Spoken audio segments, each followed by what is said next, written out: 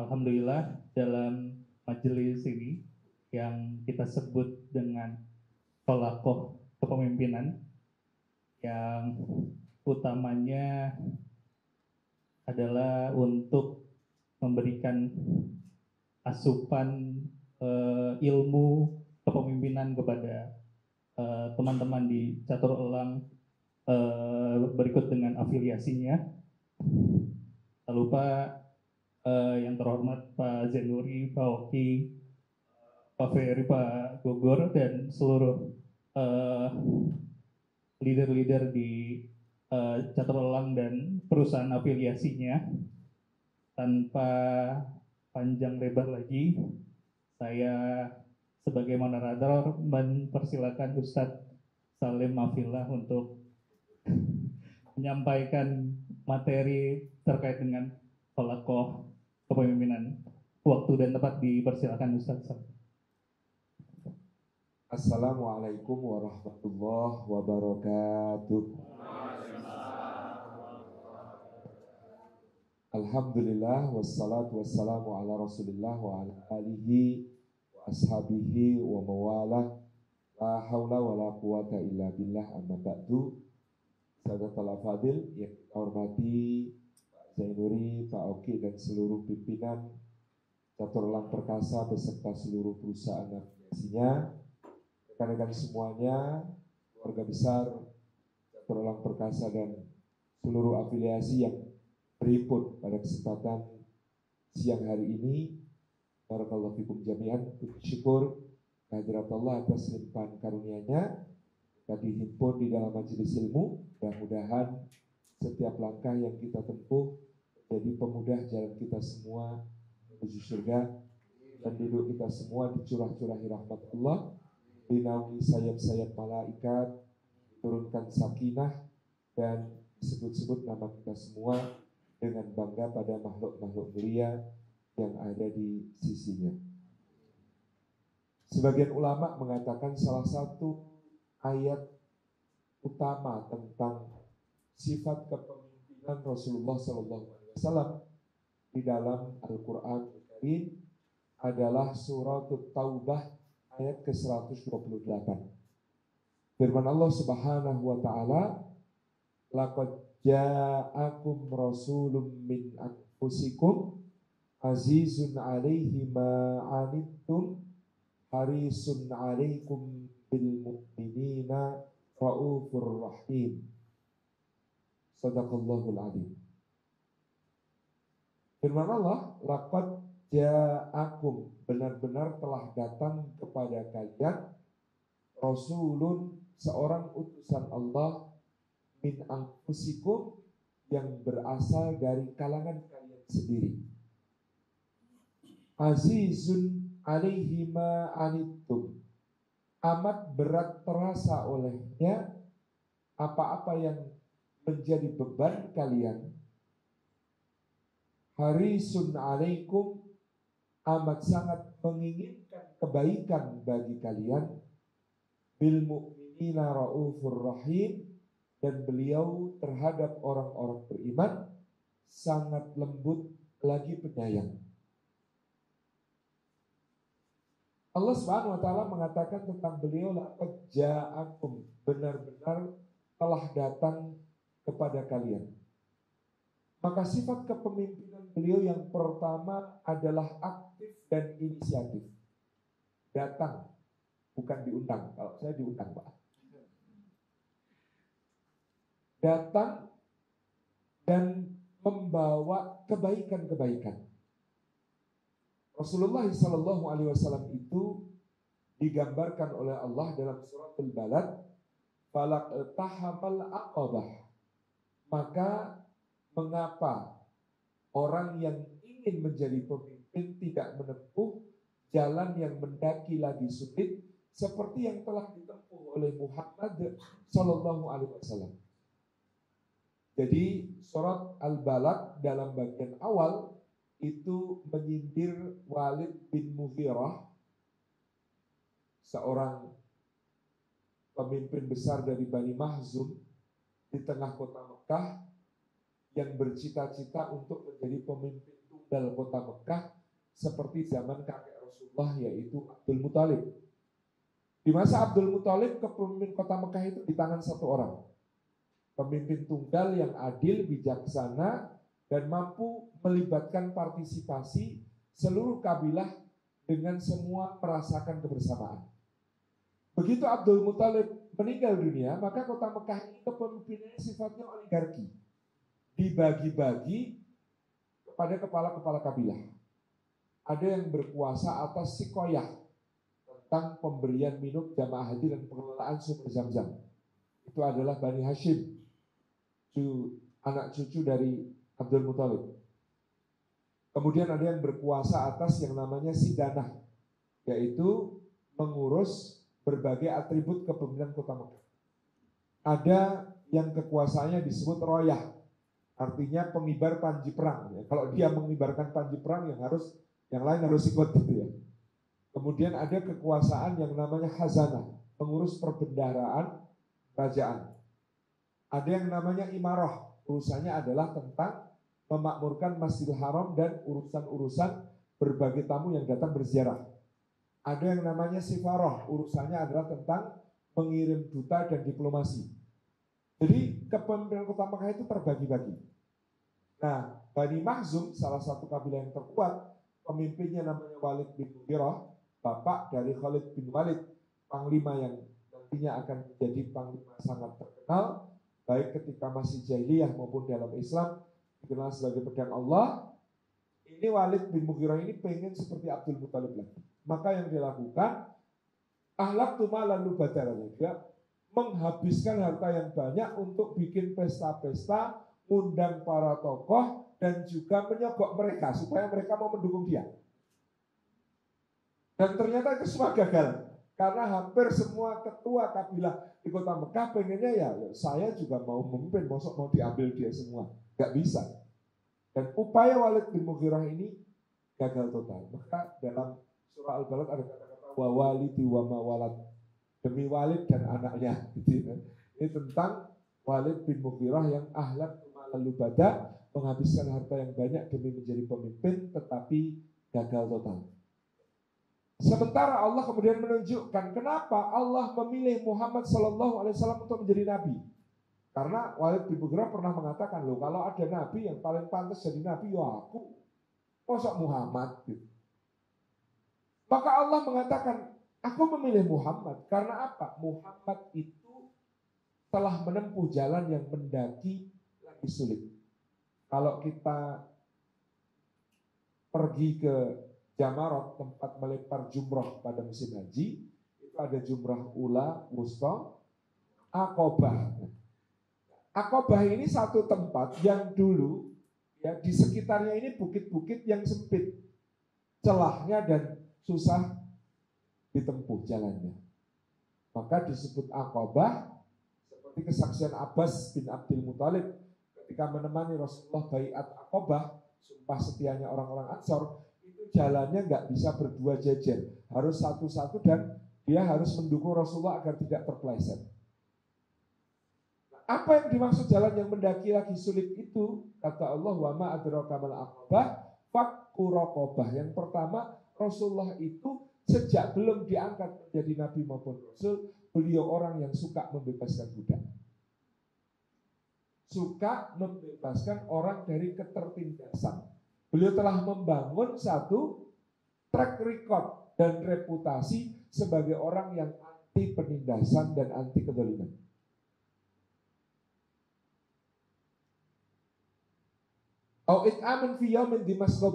Dan beliau juga suka memberi makan pada hari paceklik, pada hari yang susah. Kata sak itu artinya mengais-ngais. Maka fiyaumin di masgobah itu artinya hari paceklik yang sangat parah sampai orang untuk makan harus mengais-ngais. Dan Rasulullah selalu tampil di saat seperti itu untuk kemudian menjadi orang yang memberi makan. Meskipun kemampuan beliau terbatas. Sehingga nanti bahkan dalam Islam beliau mengatakan kalau masak itu berbanyak uang supaya bisa dibagi-bagi. Artinya bahkan dengan keterbatasan pun kalau bisa tetap berbagi. Yatiman da makrobah kepada anak yatim yang dekat kekerabatannya, au miskinan da matrabah, atau orang miskin yang parah kemiskinannya. Kata matrabah itu dari kata tarb, konon artinya tulang dada. Saking miskinnya itu sampai igone do ketok, kata orang Jawa itu tulang iganya itu kelihatan. Atau kata matrabah itu dari kata turab yang artinya tanah. Saking miskinnya berkalang tanah kalau bahasa Indonesia. Jadi matrabah itu miskin berkalang tanah. Jadi Nabi SAW itu nanti menjadi Nabi, tapi jauh sebelum itu beliau telah take action untuk melakukan apa yang bisa dilakukan dalam peduli dan berbagi. Mengentaskan orang dari kezaliman, dari penindasan. Buat mereka mendapatkan kecukupan di saat hari-hari yang susah. Ini inisiatif yang selalu dijalankan Rasulullah SAW. Maka kalau orang mengira, wah Rasulullah memulai dakwah dengan tauhid, dengan soal akidah, lalu ngira yang dimaksud dengan tauhid dan akidah adalah kajian dengan tema itu. Di hari pertama masuk Islamnya Abu Bakar, beliau meletakkan satu kantong di pangkuan Rasulullah, isinya 4.000 dirham. Itu kira-kira untuk apa?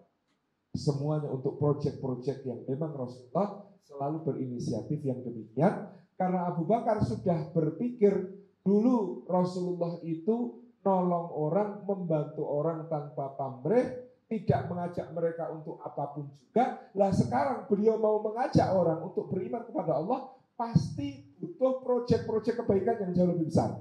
Sehingga harus didukung secara finansial. Itu yang dipikirkan oleh Abu Bakar. Jadi inisiatif. Ketika ada inisiatif, maka pasti akan ada yang membantu, menyokong, menolong.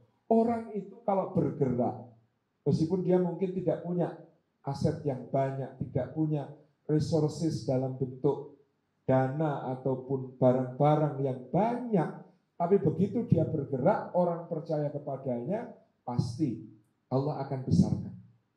Itu sifat kepemimpinan pertama Rasulullah adalah inisiatif. Laqad ja'akum. Beliau datang, beliau bergerak, beliau berinisiatif melakukan apa yang bisa dilakukan untuk sesama.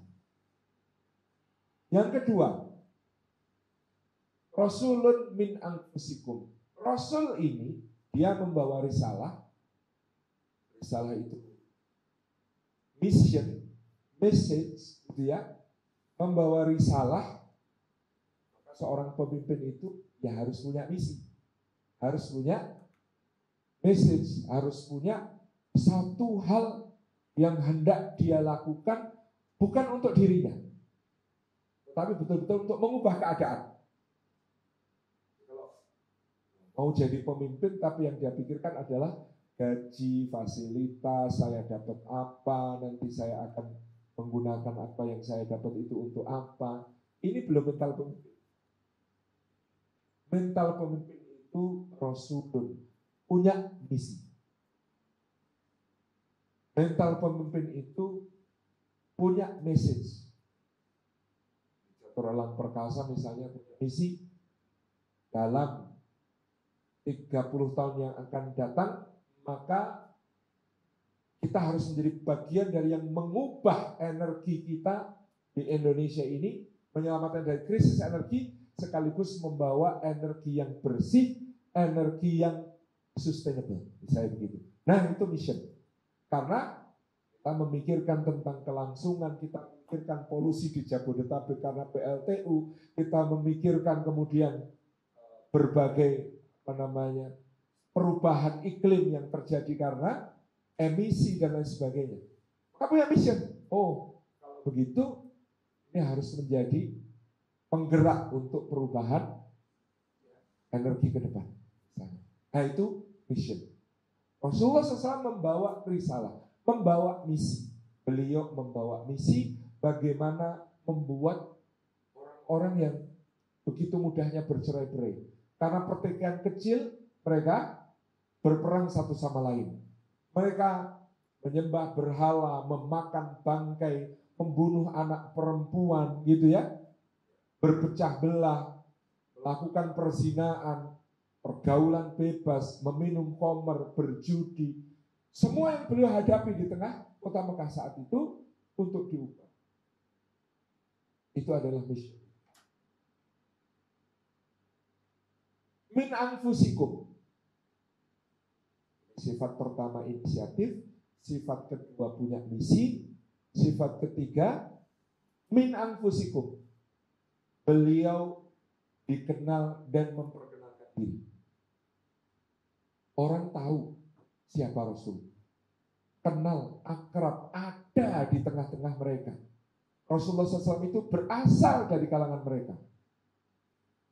Beliau dikenal dengan reputasinya sebagai Al-Amin, orang yang amanah. Al-Amin itu lebih dari As-Shadiq, Pak. Kalau As-Shadiq itu jujur. Kalau Al-Amin dapat dipercaya. Ini terjemah bahasa Indonesia memang agak membingungkan. Tapi bedanya apa, Pak? Begini. Saya datang membawa kain kepada seorang penjahit. Harinya sudah Jumat sore. Pak, ini bisa enggak ya minta tolong dijahitkan? Hari Minggu saya ambil karena Senin mau saya pakai. Lalu penjahitnya mengatakan, waduh nggak bisa mas, ini tumpukan kerjaan saya masih begini. Nggak mungkin saya kerjakan untuk bisa jadi Minggu malam. Kalau mau Selasa malam mas. Itu namanya penjahit yang shadiq, jujur. Kalau dia tahu sebenarnya dia nggak mungkin bisa ngerjakan, taunya bisa selesainya Selasa malam, tapi kemudian dia iyakan, itu tidak jujur. Tapi dia mengatakan, kalau Minggu malam nggak bisa ya mas. Tapi kalau Selasa malam bisa. Lalu saya mengatakan, waduh Pak, lah pakainya Senin. Harus jadi ya Pak, Senin Pak, terus saya pakai. Gimana ya Pak ya? Lalu penjahit ini mengatakan, Ntar mas, saya bisa sih kerjain lembur. Nanti mungkin jenengan ambil Minggu malam jam 10. Cuma karena saya kerjakan lembur, saya minta ongkosnya 2,5 kali lipat dari normal. Lalu saya mengatakan, deal Pak.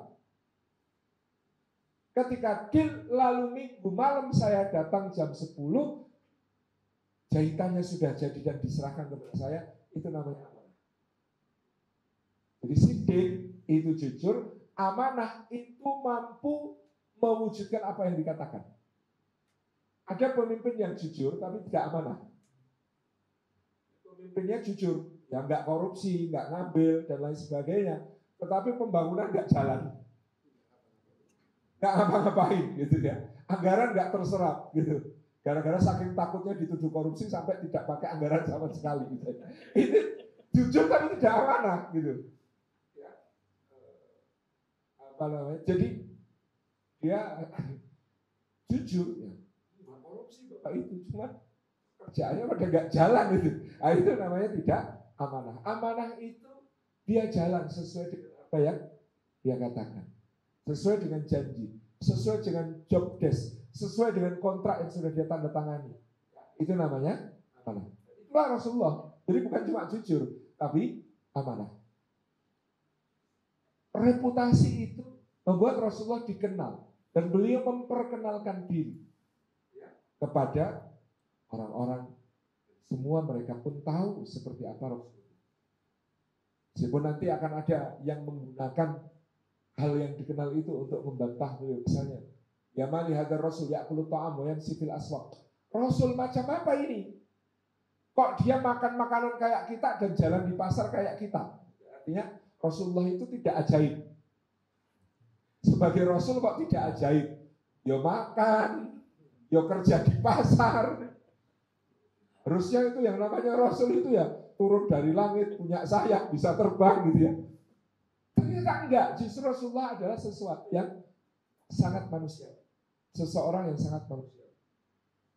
Dan itu adalah kekuatan seorang pemimpin. Artinya menjadi pemimpin itu tidak harus dalam bentuk karisma yang membuat orang itu silau, Pak. Oh, enggak kuat kalau ketemu beliau. Sus, pokoknya ajaib, serem wes pokoknya. Enggak, pemimpin itu bisa sangat manusia. Sama. Makan kayak kita makan ya. Untuk memenuhi kebutuhan Rasul itu ya kerja kayak kita kerja. sama dengan yang lain. Dan itu bukan aib. Justru dulu saya itu punya teman akrab, namanya Mas Lukas Resindarto. Dia dari SD Kanisius dan saya dari SD Impres. Kita kalau lomba-lomba tingkat kecamatan, kabupaten, sampai provinsi saingan terus. Beliau seorang Katolik. Di SMA, saya SMP Mondok, jauh di luar kota, lalu SMA ketemu lagi di SMA 1 Jogja. Ada satu kalimat dia yang selalu saya ingat. Susah kalau jadi kamu, lo kok bisa? Nah iya toh, nabimu itu kan manusiawi sekali. Jadi kalau dia dituntut, umatnya dituntut untuk meneladani beliau, nggak ada alasan. Karena beliau ya sama, bisa sakit, bisa sedih, ya, semua manusiawi. Nah, saya bisa ngeles, kata dia. Saya disuruh meneladani Yesus Kristus. Juga iso, dia anak Allah, saya anak bapak saya. Jadi kata dia, kalau orang Islam itu tidak bisa ngeles kalau disuruh meladani Nabi Muhammad. Beda dengan dia, kata dia, saya bisa ngeles kok. Yesus itu semuanya ajaib kok. Bisa menghidupkan orang mati, bisa bikin orang yang buta hidup, bisa melihat lagi. Orang yang sopak kusta sembuh, orang yang pincang bisa jalan, gitu ya. Lalu kok bisa jalan? Nah, kamu nggak bisa. Ada lagi teman saya namanya Putu Gema Pujangga Waisnawa, orang Hindu, Nimbro kata dia. Oh, saya juga bisa ngeles. Wong Krishna itu titisan Wisnu. Kalau saya kan bukan. Jadi kalau kita disuruh meladani Krishna, oh nggak bisa. Dia titisan Wisnu, saya bukan. Beda sama orang Islam, susah mau ngeles. Karena Nabi Muhammad itu manusiawi sekali dalam segala aspek. Nah, inilah ya sekaligus tentu sebagai penyemangat bagi kita. Nabi Muhammad itu ya tahu sakit, pernah terluka. Cuman kalau kata teman saya bedanya kan cuma sedikit, Pak. Rasulullah itu sedikit makan, kita sedikit-sedikit makan. Rasulullah itu sedikit tidur, kita sedikit-sedikit tidur. Itu contohnya, bedanya cuma sedikit. Tapi itu, Nabi SAW itu min anfusi. Kita semua dekat, akrab, dan manusiawi dalam segala aspek. Di Rasulullah itu inisiatif, punya misi, dan dikenal dekat akrab. Yang keempat mulai makin berat ini. Sifat kepemimpinan beliau adalah azizun alaihi ma anittum. Terasa sangat berat olehnya semua yang membebani kalian. Empati. Itulah Rasulullah. Maka ketika pertama kali di Madinah, ibunda kita Aisyah cerita, pernah 3 kali hilal baru muncul, berarti 3 bulan tidak ada api menyala di rumah Rasulullah. Orang bertanya, bagaimana kalian bertahan hidup kalau nggak ada api menyala, nggak masak, nggak apa? Kami hanya memakan kurma dan meminum air. Kenapa kok Rasulullah hanya memakan kurma dan minum air, sedangkan di Madinah kalau beliau mau ngomong satu kode, datang semua yang diinginkan dari kalangan Ansor akan rebutan. Oh enak ya kayaknya paha kambing siang-siang gini. Orang Ansor cuma tinggal punya kambing satu-satunya, pasti akan disembelih kalau Rasulullah ngomong begitu. Wah enak ya kalau siang-siang gini makan sarit. Sarit itu salah satu makanan kesukaan beliau juga. Sarit itu daging dimasak sampai dia bersama kuahnya agak lumat, lalu roti diremuk di atasnya dicampur. Semacam bubur roti dengan daging. Itu namanya sarit, itu makanan kesukaan beliau. Wah enak ya siang-siang begini makan hais.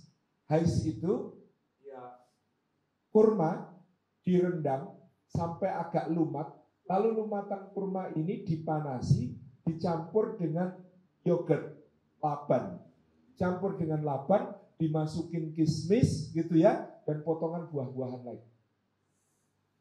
Enak. Ini hais ini juga makanan kesukaan Rasulullah. Itu kalau beliau mau tinggal ngomong, tinggal nyebut, pasti orang Ansor rebutan. Tapi kan orang Ansor itu Kiranya Rasulullah itu harus dicukupi sama Allah, ya. Pasti makanannya juga enak-enak di rumah gitu ya. Tapi Rasulullah ternyata 3 bulan tidak masak, hanya makan kurma minum air. Kenapa? Untuk merasakan apa yang dirasakan para sahabat yang baru saja hijrah, yang kehilangan semua miliknya. Abu Bakar meninggalkan semua propertinya di Makkah yang bernilai, mungkin kalau sekarang triliunan.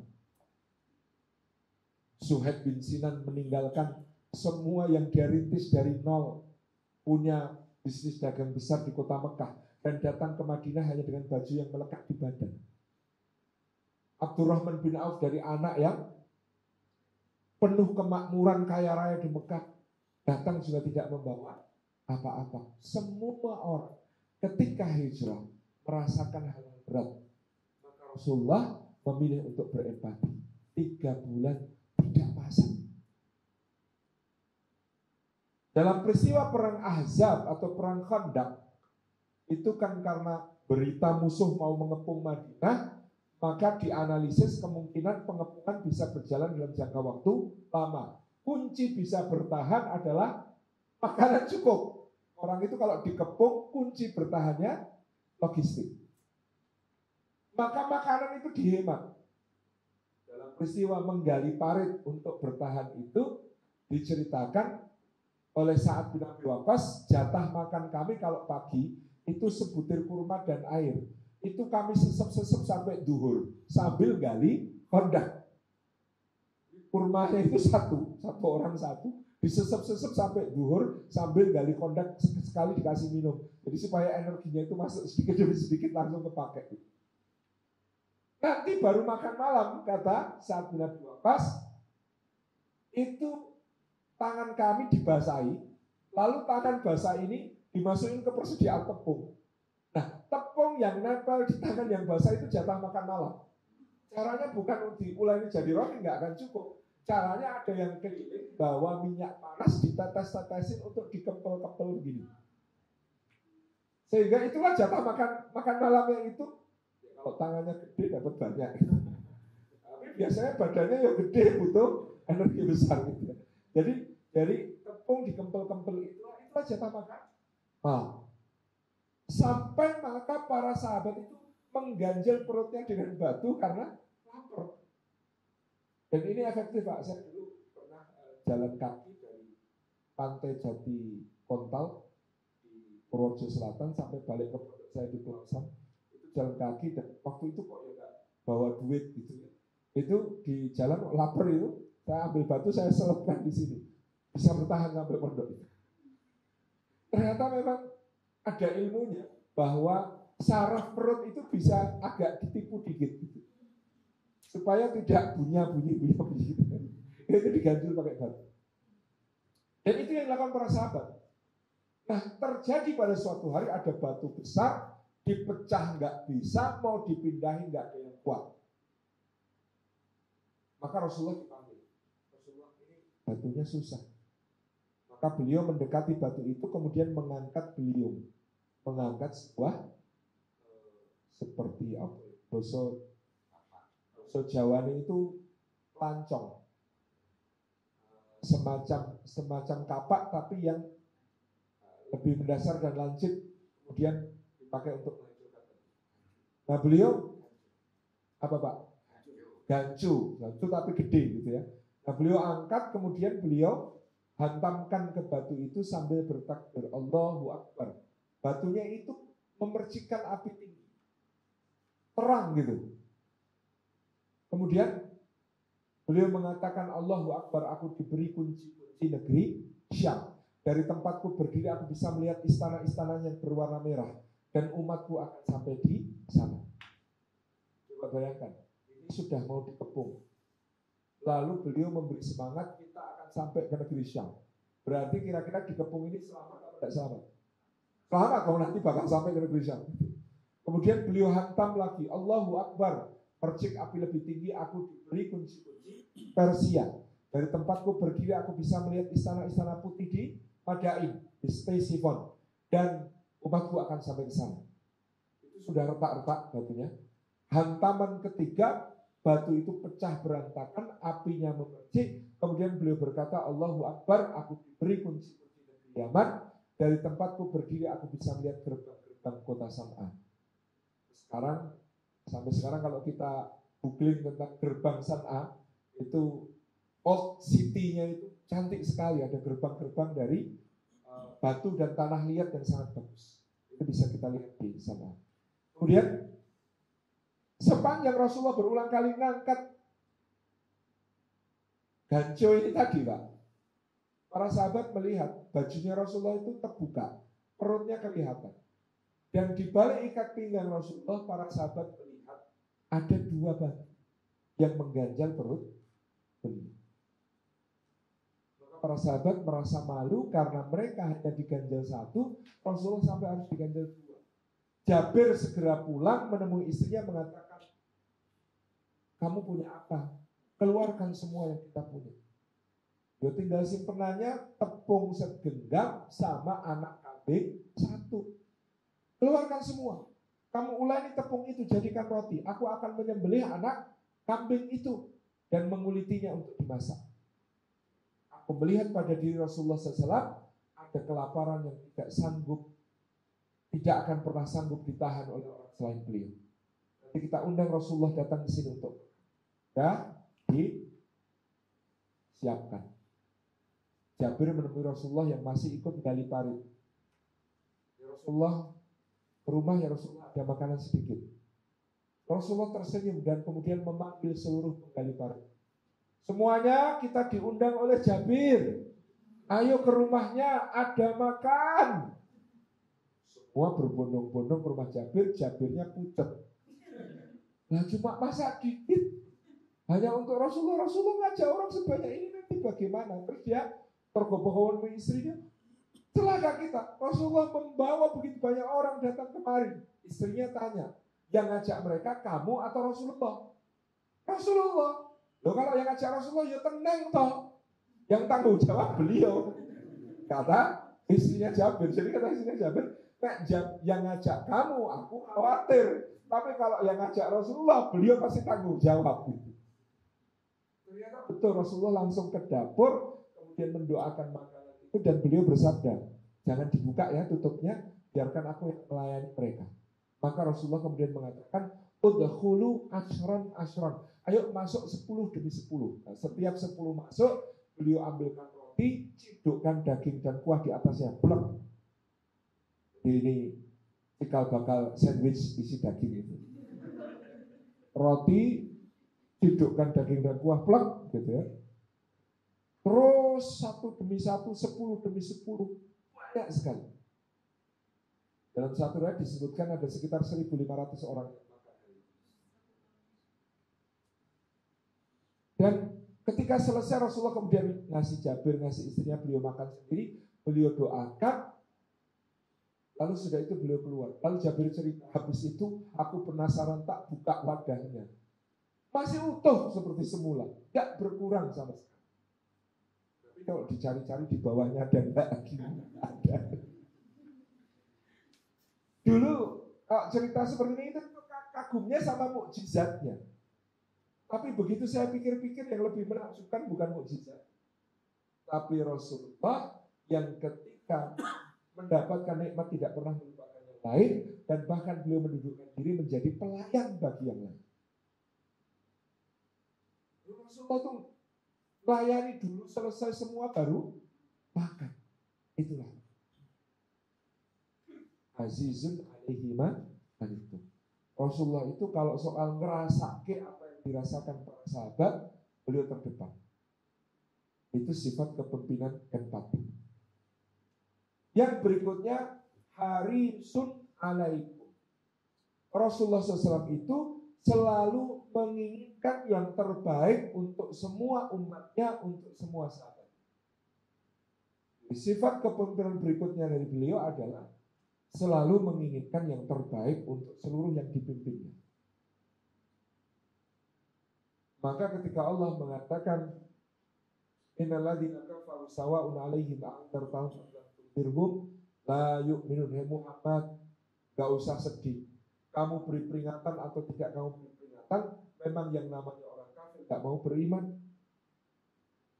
Wa ma 'alaika illal balagul mubin. Tugasmu itu cuma menyampaikan kok. Ini Allah menghibur begitu. Apa jawaban Rasul? Ya Allah, kalau ku beri peringatan atau tidak ku beri peringatan sama saja buat mereka, maka izinkan aku terus memberi peringatan. Apapun resikonya. Maka ibunda kita Aisyah bercerita, salah satu hari terberatnya Rasulullah itu ketika pulang dari Taif. Mendatangi Taif, menemui pemimpin-pemimpinnya.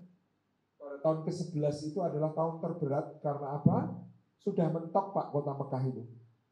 Kalau dipandang-pandang kota Mekah itu tidak ada harapan lagi siapa yang mau diajak masuk Islam. Habis. Semua tokoh sudah menyatakan sikap untuk menentang beliau.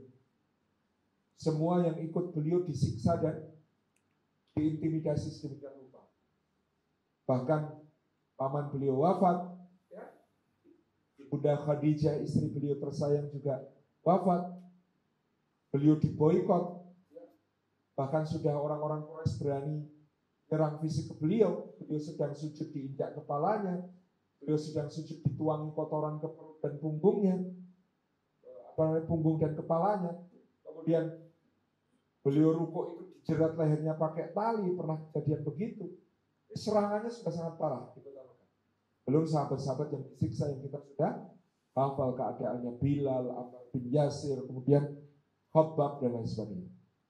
Rasulullah kan cari alternatif untuk berdakwah dan beliau memutuskan berangkat ke kota Taif. Bapak Ibu kalau tidak haji atau umroh lalu ada paket ke kota Taif berkunjung, nanti naik telefrik ya, naik kereta gantung, bisa melihat pegunungan Taif. Dan nanti kita bisa, kalau pembimbingnya, kalau di Jejak Imani standar kita jelaskan, itu rute yang ditempuh Rasulullah ketika datang ke Taif jalan kaki. Itu kelihatan Pak. Medannya luar biasa Pak. Dan itu mendaki terus dari Mekah menuju Taif itu 92 km. Kayak begitu itu rute yang beliau tempuh untuk datang ke kota Taif, yang di situ 3 hari nyuruh orang, beliau hanya untuk dilecehkan, untuk disakiti, dilempari batu, dikejar-kejar, dipermalukan. Dan pulang dari situ Jibril berbisik, wahai Muhammad, ketika itu beliau berdarah kakinya. Kalau sampai darah di kakimu itu menetes ke bumi, maka Rabbmu pasti murka. Kaum ini akan dibinasakan. Itu darahnya sama beliau ditahan, jangan sampai netes. Kalau kita kan, wapok muka gitu kan. Jibrilnya berbisik begitu sama Rasulullah, ditahan darahnya jangan sampai netes. Beliau bersabda, wahai Jibril, aku ingin diutus menjadi pembawa rahmat, bukan penyebab adab. Beliau tertati-tati jalan, kemudian istirahat di sebuah kebun anggur. Itu ketika nada tangan ke langit, doanya itu, Allahumma inni as'aluka ilaika dha'fa quwwati wa qillata hilati. Ya Allah, aku adukan kepadamu. Apa kira-kira? Aku adukan kepadamu, mereka jahat, mereka menyakiti, mereka mendolimi. Enggak. Kalimat Rasulullah itu, aku adukan kepadamu lemahnya kekuatanku, sedikitnya daya upaya. Coba bayangkan kemuliaan itu.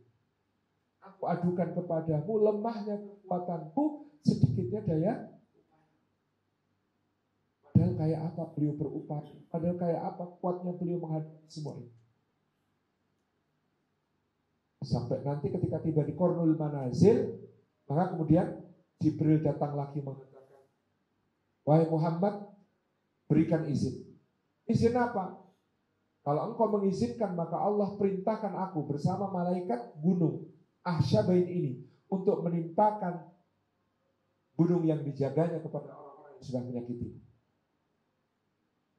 Rasulullah tidak. Kalaupun mereka sekarang tidak beriman wahai Jibril, aku masih punya harapan dari sulbi-sulbi mereka, dari rahim-rahim mereka, besok akan lahir generasi berikutnya yang beriman dan tidak mensekutukan. besarnya. Harisun alaikum, pengen yang terbaik. Nek bapak enggak, nanti anaknya masih ada harapan.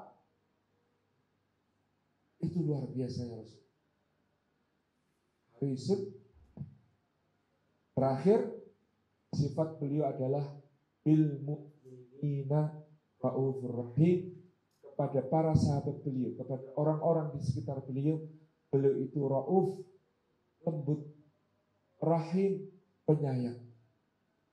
Dan sifat kepemimpinan yang seperti ini akan menjadikan beliau dicintai, dibela, apapun yang terjadi. Salah satu figur unik dalam sejarah Jepang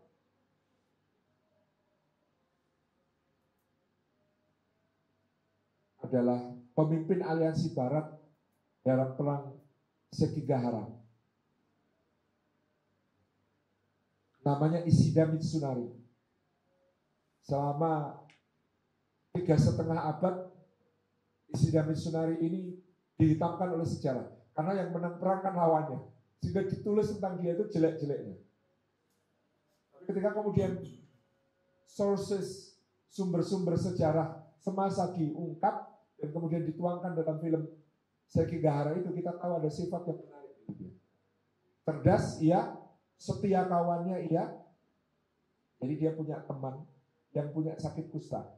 Ketika kenalan dulu itu, ada upacara minum teh bersama Toyotomi Hideyoshi, pemimpin Jepang saat itu. Temannya yang sakit kusta ini, ketika upacara minum teh sudah gemetar, disuruh minum semuanya karena pada saat dia nunggu giliran minum teh itu dia yang sakit kusta ini kan ada luka di sini dan gangren ya, koreng gitu. Lalu ini jatuh, korengnya itu ada yang jatuh masuk ke dalam teh. Disuruh minum, lukanya sendiri itu jijik gitu. Nah, melihat itu, temennya ragu-ragu untuk minum, Ishida Mitsunari itu luka. Tehnya dengan tehnya temennya itu. Kemudian meminumnya dengan mantap. Maka si teman ini nanti akan mengingat itu dan mengatakan tidak ada orang yang sebegitu baiknya kepadaku melebihi Mitsunari. Karena luar biasanya itu nuker itu demi. Dan itu mendapatkan kesetiaan yang luar biasa. Kita bisa bayangkan Rasulullah dengan kebaikan, kelembutan, kasih sayangnya kepada para sahabat ya. Maka digambarkan oleh Urwah bin Mas'ud As-Saqafi ketika menemui Rasulullah SAW. Kata dia, aku itu sudah pernah ketemu Kisra, penguasa Persia. Aku juga sudah pernah Kaisar, penguasa Romawi. Aku pernah ketemu Najasyi, penguasa Habasyah. Tapi aku belum pernah melihat ada seseorang diperlakukan oleh sahabat-sahabatnya, oleh bawahannya, oleh pengikutnya, yang seperti dilakukan oleh sahabat-sahabat Muhammad kepada Muhammad SAW. Itu kalau kita melukai satu ujung rambutnya, semua akan berebut untuk melindunginya sedemikian rupa. Dan itu nanti terbukti di dalam perang Uhud misalnya. Ada sahabat Talha yang rela 70 luka merajah badannya demi melindungi Rasulullah. Jadi karena Rauf lembut kepada para sahabatnya, rahim penyayang kepada mereka, maka beliau mendapatkan kesetiaannya. Inilah dari inisiatif, kemudian misi, kemudian dikenal, kemudian empati, kemudian menginginkan kebaikan puncak untuk seluruh yang dipimpin, sampai lembut dan penyayang kepada yang dipimpin. Ini akan menjadi sebuah suri teladan luar biasa bagi kita dalam menjadi pemimpin. Terima kasih. Wassalamualaikum warahmatullahi wabarakatuh. Insyaallah tadi ilmu yang disampaikan oleh Ustaz Salim Afillah sangat menyentuh dan mungkin menginspirasi Bapak Ibu rekan-rekan semuanya untuk sama-sama dibawa di lingkungannya masing-masing atau timnya masing-masing. Untuk itu mungkin untuk mempersiapkan kita langsung ke tanya jawab. Jika ada yang ingin bertanya, silakan. Atau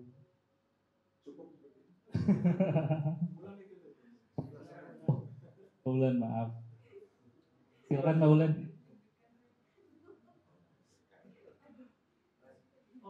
Pak Ibad. Terima kasih. Assalamualaikum warahmatullahi wabarakatuh. Pembahasan sangat menarik ya Pak Ustadz. Ini ada beberapa, sebenarnya ada beberapa, cuman saya enak itu aja. Iya Pak, alhamdulillah saya Pak. Rasulullah itu bisa mengayomi beberapa generasi ya. Kira-kira langkah apa dalam kepemimpinan Rasulullah itu yang dapat menjembatani komunikasi antar generasi agar tidak muncul gap atau ketidaksinkronan tujuan visi misinya begitu Pak. Itu pertanyaan saya. Rasulullah itu selalu menempatkan seseorang pada tempatnya, sehingga beliau sebelum itu melakukan pemersaudaraan yang kuat. Semuanya di blend dulu, bersaudara dulu, baru kemudian nanti ditempatkan sesuai dengan tempatnya, karena semua sudah saling kenal. Maka ketika tiba hijrah pertama kali, Rasulullah itu melakukan pemersaudaraan, bukan langsung muhajirin dengan ansor, tapi bertahap. Muhajirin dengan muhajirin dulu, itu dipersaudarakan. Dan saya melihat pilihan Rasulullah mempersaudarakan muhajirin satu dengan yang lain itu pilihan yang sangat cerdas untuk membuat mereka merasa satu. Bayangkan Pak, Abu Bakar begitu hijrah itu dipersaudarakannya dengan Bilal. Di Mekah, Abu Bakar itu bangsawan tinggi, Bilal itu budak, dan bahkan yang membebaskan Bilal dari perbudakan adalah Abu Bakar. Tapi begitu tiba di Madinah, ya Abu Bakar ya sama miskinnya dengan Bilal. Karena dia kehilangan semua yang dia tinggalkan di Mekah. Maka ketika sampai di Madinah, justru Abu Bakar itu dipersaudarakan dengan Bilal. Kita bisa kebayang ya, mungkin Bilal awalnya juga rikuh banget itu. Masuk persaudaraan sama Abu Bakar ini yang membebaskan saya, ini my savior gitu ya, ini juru selamat saya dipersaudarakan sama dia. Tapi itu yang dilakukan Rasulullah, biar Abu Bakar juga tidak merasa berjasa, tidak merasa tinggi, tidak merasa lebih, dan Bilal juga punya kepercayaan diri bahwa dia bagian yang sama, taraf, sejajar dengan yang lain. Enggak tanggung-tanggung, dipersaudarakan kok dengan orang yang membebaskan dia. Sayyidina Umar itu kan kuat perkasa, bahkan ketika hijrah saja nantang, ayo siapa yang pengen ibunya meratap, istrinya jadi janda, anaknya jadi yatim, silakan hadang kalau berani, gitu. Kalau gelut di depan Ka'bah ya, lawannya itu bisa 40 orang Mbak. Sayyidina Umar itu kalau gelut depan Ka'bah, kalau sudah capek ya beliau tinggal duduk, nggak ikut mukulin, tapi beliau dipukulin terus. Begitu sampai di Madinah, di persaudaraan dengan siapa Pak? Orang yang namanya Abdullah bin Mas'ud yang kurus kering, yang diceritakan dalam sirah itu, betisnya itu kayak tongkat kayu saking kurusnya, yang dulu kalau di Mekah suka bacain Al-Quran, yang kalau dia bacain Quran, dipukuli sampai pingsan terus diseret pulang. Ini orang kuat, dan orang yang punya mental berani membacakan Quran di waktu dan tempat yang seperti itu. Itu dipersaudarakan. Tolhah dengan Zubair, ya, dan lain sebagainya. Jadi satu demi satu antar muhajirin dulu itu dikuatkan dulu ikatannya. Abdurrahman bin Auf dengan Sa'ad bin Abi Waqqas. Nah, itu juga lucu. Yang satu good boy, yang satu bad boy. Tapi anak mama, gitu. Jadi ini dipersaudarakan dengan memperhatikan karakter masing-masing. Ini Rasulullah ketika dengan muhajirin. Next, baru kemudian dipersaudarakan antara muhajirin dengan Ansor. Abu Bakar itu dipersaudarakan dengan Abu Ayyub Al-Ansori.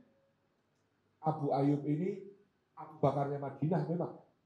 Karena sugih, baik, rumahnya jadi tempat orang itu kalau punya harapan hajat itu yang ngetuknya pintunya rumah Abu Ayyub. Umar itu dipersaudarakan dengan Mu'adz bin Jabal. Apa persamaannya? Sama-sama belajar. Maka begitu Umar itu dipersaudarakan dengan Mu'adz bin Jabal, Umar itu langsung ngomong, bro, begitu kerja. Maksudnya gimana? Kalau aku lagi kerja, tolong kamu hadir di majelis Rasulullah, catat ilmunya, nanti aku pinjam catatanmu. Nanti kalau kamu pas bekerja, aku yang hadir majelis, aku catat, aku kasih catatanku ke kamu.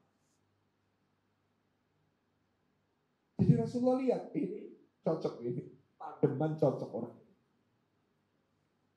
Abdurrahman bin Auf dengan Sa'ad bin Rabi' dan sebagainya. Jadi ada proses mempersaudarakan secara bertahap, bahkan dengan mengenali karakter masing-masing.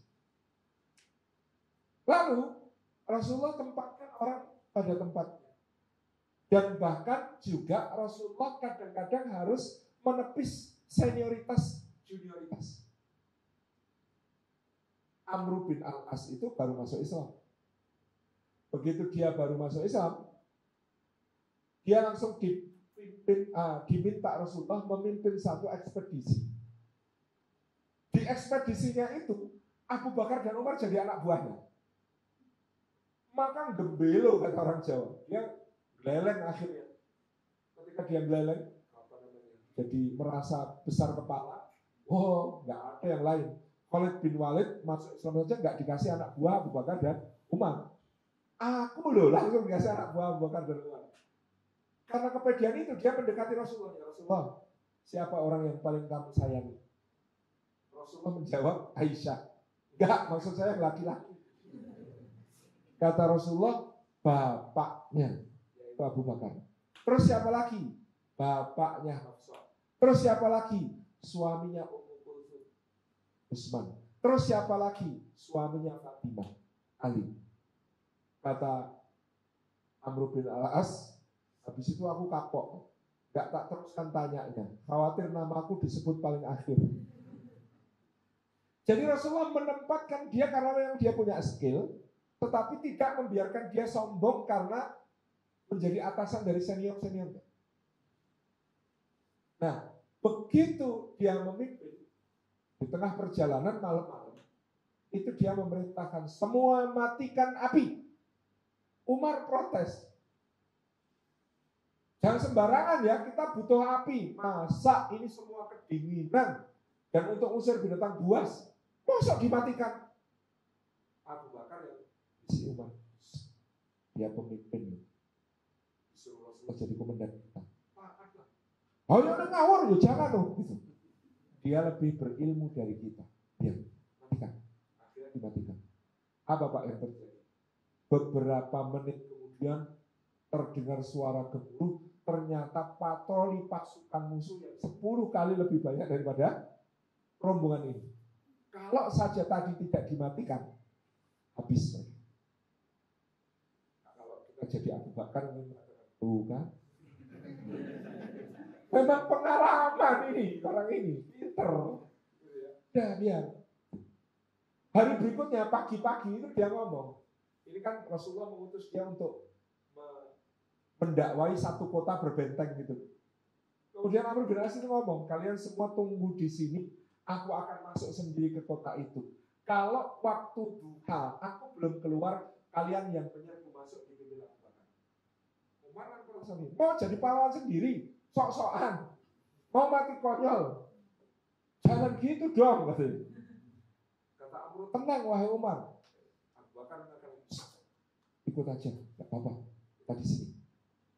Benar Pak, Amr bin Al-As itu masuk ke kota, belum sampai duha, dia sudah keluar dengan semua pemimpin kota, dan seluruh kota itu sudah syahadat. Ini junior loh, baru masuk Islam. Bahkan dia mungkin rukun Islam aja belum hafal gitu. Tapi sudah mengislamkan satu kota, karena memang skill diplomasinya itu luar biasa. Karena ketika dia balik itu, Abu Bakar nyolek kemana itu kan, bilang apa? Memang istimewa ini dijadikan pemimpin oleh Rasulullah, ditunjuk untuk membuktikan dia setia kepada Islam, sekaligus untuk membuktikan dia punya skill yang belum kita para senior miliki. Ini memang rekrutan terbagus tahun ini. Gitu ya. Itu yang jadi ada upaya untuk mencegah senioritas juga. Semuanya dibiasakan. Maka nanti di akhir hayat Rasulullah bahkan menunjuk Usama bin Zaid menjadi panglima, yang di situ Abu Bakar juga ditunjuk menjadi asistennya. Demikian Allah. Baik, terima kasih. Ada lagi?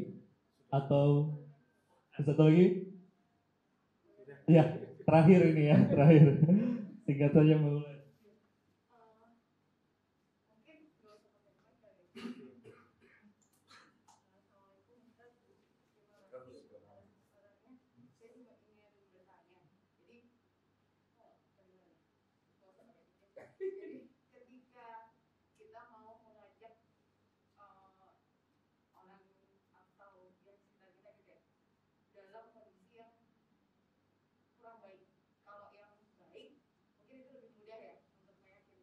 Baik dalam hal mungkin tadi kalau contoh-contoh yang tadi itu kalau dia harus istirahat dulu, misalnya tadi yang menyenangkan lapar atau apa gitu, itu kan sesuatu yang tidak menyenangkan ya, berat ya. Iya berat gitu. Nah itu bagaimana caranya biar kita tuh bisa mengajak orang-orang ya untuk tetap kerja, tapi itu dalam kondisi yang berat gitu. Nah sebaiknya bagaimana supaya orang-orang yang kita ajak tadi nggak merasa bahwa ya kok aku diajak susah sih gitu. Seperti itu. Itu saja. Terima kasih. Assalamualaikum warahmatullahi wabarakatuh. Yang pertama disadarkan bahwa goalnya besar. Ya, Rasulullah bisa ngajak sahabat susah, sabar sebentar karena apa? Syam, Persia, Yaman, gitu ya. Jadi orang sadar bahwa goalnya besar. Dan goal besar itu butuh pengorbanan. Itu orang tahu. Yang kedua tentu by example. Karena Rasulullah mencontohkan, beliau juga susah, beliau juga menderita. Dan beliau rela atas itu. Kalau tidak dua hal ini menjadi satu, nggak akan bisa. Jadi meskipun ngasih contoh paling rekoso, paling susah, tapi tidak kemudian memahamkan bahwa goalnya besar, itu juga anak buah yang bersulung. Pemimpin kok bisa cuma ngajak susah itu. Karena tidak ada kesadaran tentang goal yang besar. Sebaliknya, gitu ya, semua sadar goalnya besar, tapi pemimpinnya nggak ngasih contoh untuk ikut rekoso, itu juga nggak akan jalan. Jadi dua hal sekaligus. Pahamkan goalnya besar, yang kedua memberi contoh. Terima kasih. Terima kasih Ustaz Salim Abdullah dan rekan-rekan yang sudah berpartisipasi di sesi tanya jawab ini. Mungkin kita tutup polakoh kepemimpinan ini dengan berdoa yang akan dipimpin oleh Ustaz Salim Abdullah sendiri. Silakan Ustaz, kita tutup dan terima kasih banyak bagi rekan-rekan. Semoga nilai-nilai kepemimpinan Rasulullah bisa diterapkan atau dijalankan di keseharian kita dalam bekerja, dalam berkeluarga, baik itu di kantor maupun di rumah. Terima kasih. Silakan Ustaz Salim.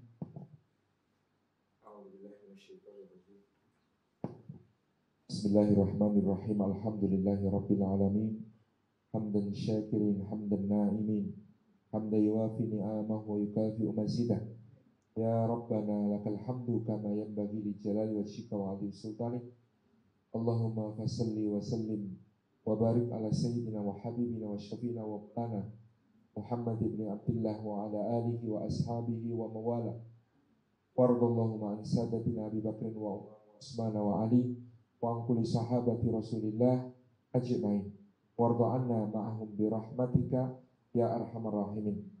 Allahumma fil mu'minina wal mu'minat wal muslimat al ahya'i minhum wal amwat innaka sami'un qaribun mujibud da'wat ya qadiyal hajat. Rabbana ighfir lana wa li ikhwanina alladhina sabaquna bil iman wa la taj'al fi qulubina ghillan lil ladzina amanu Rabbana innaka ra'ufur rahim. Rabbana ighfir lana wa li walidina warhamhum kama rabbawna shighara. Allahumma a'inna ala dzikrika wa syukrika wa husni ibadatik. Allahumma asil lana dinana alladhi huwa ismatu amrina, wasil lana dunyana allati fiha ma'ashuna, wasil lana akhiratana allati ilaiha ma'aduna. Allahumma inna nas'aluka ridhaka wal jannah, wa na'udzubika min sakhatika wan nar. Allahumma inna nas'aluka al-huda wat tuqa wal afafa wal ghina. Allahumma inna nas'aluka salamatan fid din wa afiyatan fil jasad wa barakatan fil rizqi wa ziyadatan fil ilmi wa taubatan qabla al-maut wa rahmatan 'indal maut wa maghfiratan ba'dal maut. Allahumma hawin 'alaina fi sakratil maut wan najata minan nar wal 'afwa 'indal hisab. Rabbana hab lana min azwajina wa dhurriyyatina qurrata a'yun waj'alna lil muttaqina imama. Rabbana atina fid dunya hasanah wa fil akhirati hasanah wa qina 'adzabannar wa adkhilnal jannata ma'al abrar. Ya aziz ya ghaffar ya rabbal alamin. Subhana rabbina rabbil izzati amma yasifun. Wassalamun alal mursalin walhamdulillahi rabbil alamin.